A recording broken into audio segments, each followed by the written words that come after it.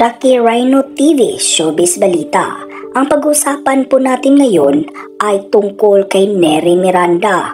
Ayon sa balita, binibinta na ang mga ari-arian nito na ipambabayad dito sa mga taong nag-invest sa kanya gamit ang pangalan niya na umaabot na ng 1 bilyong piso. Ang mga hinahabol ng mga individual, ang kaso ni Neri Naig Miranda na syndicated stapa. Mukhang tagilid na si Neri dito at siya pala ang top of the most investment manager kung saan siya ang pinakamadaming nabinta sa mga tao na nag-invest sa kanilang kumpanya na Dermacare. 1 bilyong piso na ang hinahabol sa kumpanya at still counting pa rin ito, kung saan sunod-sunod na ang mga nagre-reklamo sa mga ini-invest nila ay nawala na lang na parang bula.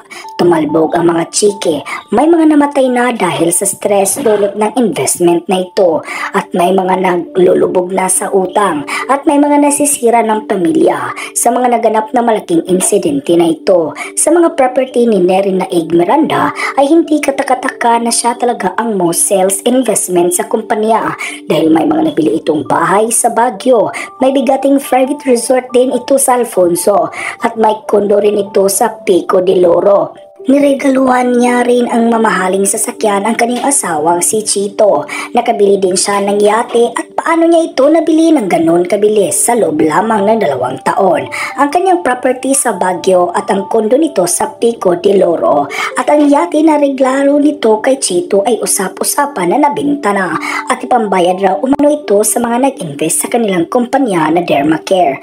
Hindi raw tantanan ng mga tao na nagkaso kay Neri na siya'y makalabas sa kulungan at sa sakit at perweso na ibinigay ng kumpanya sa investment na ito dahil bukas na sa mata ng publiko na hindi ito makakalaya hanggat hindi nababayaran ang mga utang nito sa mga taong nanghikayat niya sa mga negosyong ito dahil ngayon ay naka-hospital arrest pa rin si Neri Miranda sa mga kondisyon na sinasabi nito sa pulisya. Dapat na raw itong aksyonan ni Chito at kung gusto niya makalabas ang asawa ay ibinta na lahat ang mga ari-arian nito at ibalik sa mga taong agrabyado ng kumpanya.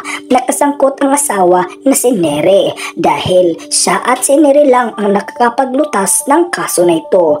Kung nakipag-usap siya sa mga taong nag-invest gamit ang pangalan niya dahil sa January pa ang unang hearing ni Neri at sa kulungan nito magpapasko at magbabagong taon.